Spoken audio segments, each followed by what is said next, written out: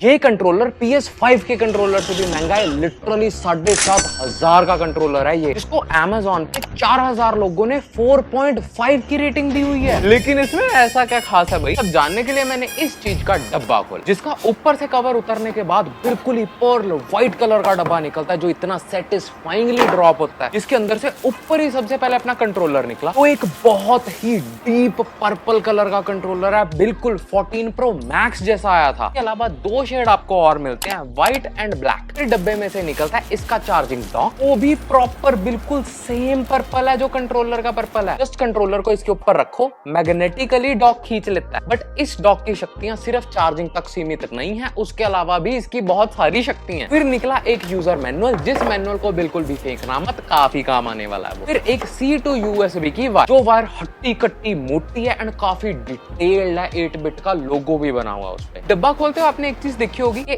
इस कंट्रोलर का नाम है अल्टीमेट 2, जिसका मतलब अल्टीमेट 1 भी लॉन्च हुआ है। तो अल्टीमेट 1 2022 के अंदर लॉन्च हुआ था, बट फिर उसका अपडेटेड वेरिएंट ये वाला अल्टीमेट 2 लॉन्च हुआ 2025 के मिड में। एंड उसी 2025 के अंदर ही एक अल्टीमेट 3 भी लॉन्च हुआ, जिस कंट्रोलर को Xbox कंसोल के साथ कनेक्ट करने के लिए यूज किया जा सकता है। इस अल्टीमेट 1, 2, 3 के अलावा एक अल्टीमेट 2C भी आता है, जो इसी अल्टीमेट 2 का छोटे वाला वेरिएंट है। उसके अंदर काफी सारे फीचर्स, काफी सारी चीजें कम मिलती हैं एंड उसका प्राइस भी ऑलमोस्ट 3,500 रुपए का। वो बढ़िया या ये बढ़िया है, सारी चीजें जानने के लिए देखनी पड़ेगी इस कंट्रोलर की कनेक्टिविटी। याद है मैंने स्टार्टिंग में कहा था कि इसका डॉक सिर्फ एक चार्जिंग डॉक नहीं है, इसकी और भी बहुत सारी शक्ति है। पहली शक्ति है, इसका नीचे वाला फ्लैप खोलो एंड एक 2.4 गीगाहर्ट्ज की USB ड्राइव निकलती है, जो एक C टाइप वाली ड्राइव है। तो आप इस कंट्रोलर को पीसी के साथ कनेक्ट कर सकते हो 3-4 तरीकों से। पहला और सबसे बेस्ट तरीका है इसी USB ड्राइव से, जस्ट इसको अपने पीसी में पिन करो,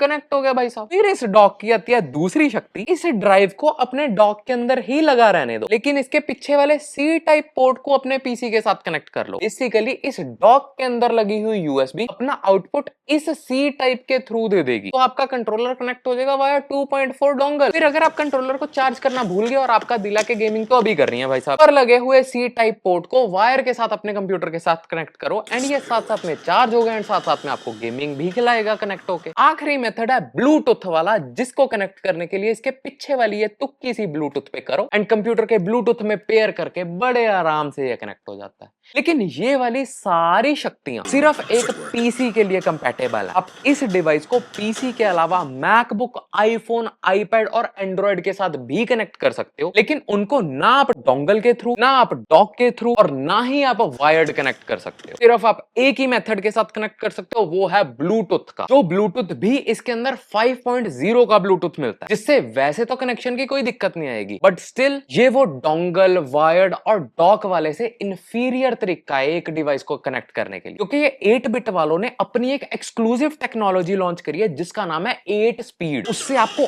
अल्ट्रा लो लेटेंसी, मतलब सिर्फ और सिर्फ 1 मिली सेकेंड का लेटेंसी मिलती है। सिर्फ इतना ही नहीं, एक एंटी इंटरफेरेंस 10 मीटर तक की सपोर्ट भी मिलती है, मतलब आप 10 मीटर दूर खड़ जाओ, बीच में अगर कोई बंदा आसपास क्रॉस कर रहा है या कोई ऑब्स्टेकल है, तो भी ये कंट्रोलर काम करेगा। बट ये वाली सारी चीजें सिर्फ तब है अगर आप अपने कंट्रोलर को डोंगल या फिर डोंगल को डॉक में लगा के डॉक को कनेक्ट करो। तब मैकबुक वाले क्या करें, ठंडा पानी पी मरे, उनके लिए ब्लूटूथ पे लगा के मैंने सारी टेस्टिंग की है, वो मैं बता दूंगा इनपुट लैग आता है नहीं आता है क्या सीन है। अभी के लिए एक चीज ध्यान रखना, अगर आपको ये कंट्रोलर यूज करना है, आपके पास एक पीसी, मैकबुक, आईफोन, आईपैड, एक एंड्रॉइड फोन ही होना चाहिए। आप सिर्फ इन्हीं पे ही गेमिंग करोगे। ये कंट्रोलर एक्सबॉक्स और प्ले स्टेशन दोनों गेमिंग कंसोल्स पे नहीं चलता। जनरली हर एक ब्रांड ने अपनी एक एप्लीकेशन लॉन्च करी हुई है, जिसके ऊपर इजीली बटन्स की मैपिंग, रिस्पॉन्स टेस्ट सब कुछ हो जाता है। वैसे ही इस 8 बिट वालों की भी दो एप्लीकेशन है, एक मोबाइल वाले कंट्रोलर के लिए और एक नॉर्मल कंट्रोलर्स के लिए। लेकिन मैंने जब भी उस ऐप को डाउनलोड करा, आई डोंट नो व्हाई वो बिल्कुल भी नहीं चल रही थी। मैंने उसको मैकबुक, आईपैड सब जगह टेस्ट करा तो अजीब सा ग्लिच आ रहा था। पता नहीं अब वो चल रही है या मेरे से ही कोई प्रॉब्लम हुई है, आई रियली डोंट नो। फिर मैंने कहा ऐप ना सही, मैं खुद ही पंगे लेके देख लेता हूँ, जिसपे मैंने सबसे पहले कहा कि गेम पैड पे पंगे लेके देखते हैं। 2 गेम पैड के बटन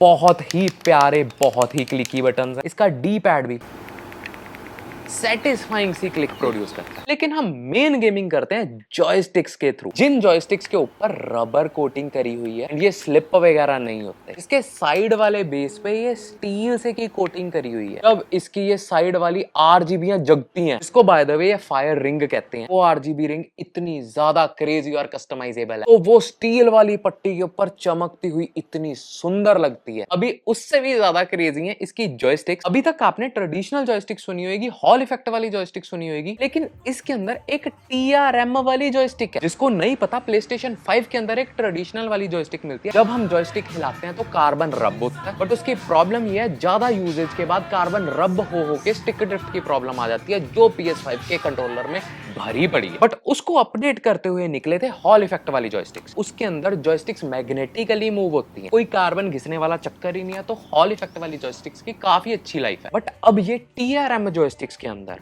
वो ही मैग्नेटिक टेक्नोलॉजी होती है, बट उसका भी एक अपग्रेडेड वेरिएंट, जिसको कहते हैं टनल मैग्नेट्रॉन रेजिस्टेंट। एक टनल वाली चीज ऐड हो जाती है, जिससे और भी ज्यादा प्रिसीशन ऐड होती है। बाय गॉड, ये इतनी ज्यादा स्मूथ जॉयस्टिक्स हैं, क्या ही बताऊं। पता लगता है पैसे खर्चे। फिर इसके R2 L2 वाले बटन्स एक प्रेशर सेंसिटिव बटन्स हैं, जो प्रेशर अगर आप दबाते हो तो साथ में लाइट भी चेंज होती है। अगर आपको ये वाले प्रेशर सेंसिटिव बटन नहीं चाहिए, उसकी जगह इसको 10 टिक टिक वाले बटन बनाना। इसके पीछे से ये सॉकेट सा खींचो एंड ये टिक टिक वाला बटन बन गया, जो प्रॉपर बटन दबाने की फील भी आती है। मुझे नहीं पता कैसे करा ये ब्रांड वालों। इसके साथ साथ R4, इसके आगे एक और बटन भी मिलता है, जो मैंने बटन जिंदगी में अपनी पहली बार देखा है कि कंट्रोलर के अंदर ये बटन भी होता है। पीछे वाली साइड पे कुछ पेडल्स हैं, जिनकी लोकेशन काफी अच्छी है, इजीली दब जाते हैं एंड काफी बढ़िया ग्रिपिंग है इस कंट्रोलर की। पीछे प्रॉपर दंदे दंदे बने हो, बटन्स, डिजाइन, शेप बहुत ही प्यारी है कंट्रोलर की। जिन पीछे वाले पेडल्स, बटन R4 L4, ये सबको रीमैप करने के लिए ये सामने वाले बटन समझने पड़ेंगे। ये ऊपर वाला तो ऑप्शन और शेयर का बटन ही हो गया, सेंटर में होम बटन हो गया, बट अब बात आती है ये वाले बटनों की। जितनी भी रीमैपिंग है, ये सारा कुछ इस बॉक्स वाले बटन के साथ होगी। आपको याद है ना, मैंने यूजर मैनुअल रखवाई थी, तो उसके अंदर से आप आराम से पढ़ के देख सकते हो बॉक्स को और बटन को लॉन्ग प्रेस करके। कौन सा भी बटन आपने रीमैप करना वो इजीली हो जाएगा। बट उससे भी इजी हो जाती है इसकी लाइटें चेंज, तो इसे स्टार वाले बटन से होती हैं एंड यही स्टार वाला बटन टर्बो के काम भी आता है। एक बहुत प्यारे प्यारे मोड्स। ऑनेस्टली बोलूं तो इन लाइटों से, बटन से, सब चीज से थोड़ा बहुत कॉम्प्रोमाइज एक बारी को लीक कर सकते हैं, लेकिन कॉम्प्रोमाइज किससे नहीं होगा? गेमिंग एक्सपीरियंस से। मैंने इसके ऊपर ढेर सारी एमुलेटर की, नेटिव, PS5 की, GTA 5 सारी चीजें खेल के देखी। मैंने सारी की सारी टेस्टिंग करी है एक M5 वाली मैकबुक। इसका मतलब मैं ब्लूटूथ के साथ कनेक्टेड था एंड सबसे पहली चीज देखने में आती है कि हमें वाइब्रेशंस नहीं मिलती ब्लूटूथ के थ्रू। इस चीज के अंदर एक रंबल वाइब्रेशन मोटर्स लगी हुई हैं। जब भी आप कंट्रोलर को कनेक्ट करते हो तो इतनी प्यारी वाइब्रेशंस मिलती हैं देखने को। अगर आप कोई भी मैकबुक, एंड्रॉइड डिवाइस, आईपैड पे ब्लूटूथ के थ्रू इस कंट्रोलर से खेलते हो, आपको वो कुछ भी फील नहीं होगी। अगर आपको वो सब चीजें एक्सपीरियंस करनी है तो आपको वो डोंगल के थ्रू ही कनेक्ट करनी पड़ेगी, उसी के थ्रू वाइब्रेशंस वाला डाटा पास थ्रू होगा एंड मस्ट हैव एक्सपीरियंस है। जैसी PS3 के कंट्रोलर की वाइब्रेशंस थी, बहुत ज्यादा हैवी, बहुत ज्यादा हैप्टिक, वैसी वाइब्रेशन मिलती है इस कंट्रोलर। फिर बात आई इनपुट लैग की, तो ब्लूटूथ के थ्रू भी हमें 1000 का पोलिंग रेट मिलता है। जितना ज्यादा बड़ा पोलिंग रेट होगा उतना कम ही इनपुट लैग होगा, तो 1000 का पोलिंग रेट काफी अच्छा खासा हो जाता है, जिसके अंदर 5 से 8 मिली सेकेंड के आसपास का इनपुट लैग मिलता है। बट ओवरऑल ब्लूटूथ के अंदर भी गेम खेलते हुए कुछ भी फील नहीं होता, डोंगल के अंदर तो और ज्यादा नेक्स्ट लेवल होगा ये। बट मैकबुक वगैरह के अंदर कुछ गेम्स नहीं चलती, जैसे एमुलेटर की गेम्स हैं, उसके अंदर ये कंट्रोलर नहीं चल पाता। मैंने GTA San Andreas भी ट्राई करी, मैंने need for speed most wanted भी ट्राई करी, नहीं एमुलेटर के अंदर कंट्रोलर चलता है बट गेम के अंदर कंट्रोलर नहीं चल पाता। फिर मैंने स्टीम के थ्रू टॉम रेडर वगैरह खेली मैक वाली, उसके ऊपर भी ये कंट्रोलर नहीं चल रहा था। आई थिंक ये कंट्रोलर की प्रॉब्लम नहीं है, ये मैक के अंदर सॉफ्टवेयर की ऑप्टिमाइजेशन की प्रॉब्लम है, क्योंकि मैंने Xbox का कंट्रोलर भी टेस्ट किया, वो वाला कंट्रोलर भी नहीं चल रहा। अगर मैं मैकबुक के ऊपर PC वाली गेम्स खेलता हूँ थ्रू क्रॉसओवर, जैसे GTA 5, Witcher 3, वो सब परफेक्ट चल रहे हैं बिना किसी दिक्कत के। फुल मजा आता है गोलियां चलाने में, फायरिंग करने में। तो काफी देर गेमिंग करके पता लगा कि इसका वेट मैनेजमेंट काफी अच्छा है, बिल्कुल भी हाथ थकता नहीं है।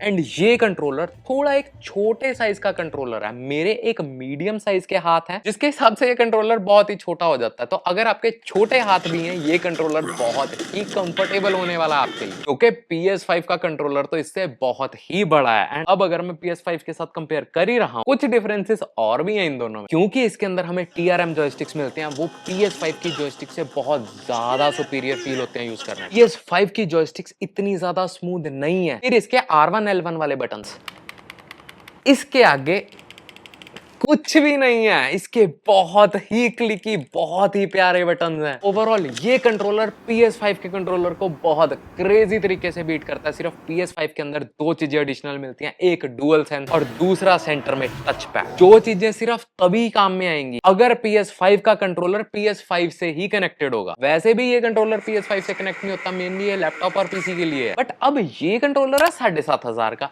इसी के साथ ही 8 बिट का एक कंट्रोलर और आता है, अल्टीमेट 2C, जो 3,500 के आसपास आता है। उसको लें या इसको लें, इन दोनों में भी बहुत ज्यादा फर्क है। सबसे पहले तो सस्ते वाले के अंदर हमें डॉक नहीं मिलता, फिर उसकी जो 2.4 वाली डोंगल, वो भी C टाइप नहीं है, एक USB वाली डोंगल है, फिर उसके अंदर हमें RGB रिंग लाइट्स भी नहीं मिलती, फिर डोंगल लगाने के बावजूद भी उसके अंदर 8 बिट की एक्सक्लूसिव 8 स्पीड वाली टेक्नोलॉजी नहीं है। उसमें ये पीछे वाले बटन्स भी नहीं मिलते जिससे आप अपने कंट्रोलर को टिक टिक वाला बना सको। उसके जॉयस्टिक्स भी TRM वाले नहीं है, हॉल इफेक्ट वाले हैं, स्टिल PS5 के कंट्रोलर से बेटर। एंड ना ही उसके अंदर पीछे वाले आपको पेडल्स मिलते हैं, मतलब हद से ज्यादा चीजें कट गई हैं। तो देखो भाई, अगर तो आपको विंडोज के ऊपर गेमिंग करनी है एंड आप 5,500-6 हजार PS5 के कंट्रोलर पे लगाने के लिए सोच ही रहे थे, तो आई विल डेफिनेटली से हल्का सा अपना बजट एक्सटेंड करो, ये वाला 8 बिट का 7,500 का कंट्रोलर दे। बिकॉज इस कंट्रोलर की बिल्ड, इसके बटन, इसकी फील, इसका कलर, इसकी ऑप्टिमाइजेशन, सब कुछ एक नंबर। एंड ये एक बहुत ही एडवांस यूजर्स के लिए कंट्रोलर है, जिसको कॉम्पिटिटिव गेमिंग करनी है वो भी इस चीज को कंसीडर कर सकता है। बट अगर आपको एक नॉर्मल और कैजुअल यूज के लिए कंट्रोलर चाहिए, तो भी मैं बोलूंगा इनके सस्ते वाले कंट्रोलर की बिल्ड, बटन्स वगैरह की फीलिंग तो बिल्कुल महंगे वाले जैसी ही है ना, जो PS5 के आगे